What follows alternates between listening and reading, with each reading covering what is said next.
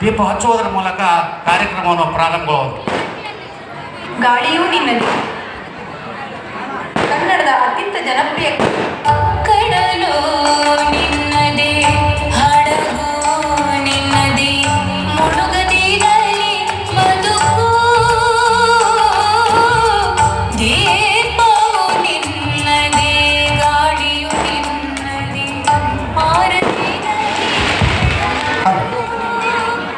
ಇದೀಗ ಪರಮ ಪೂಜ್ಯರಿಂದ ಜ್ಯೋತಿ ಬೆಳಗಿಸುವ ಮುಖಾಂತರ ಕಾರ್ಯಕ್ರಮದ ಉದ್ಘಾಟನೆಗೊಳ್ಳಿದೆ.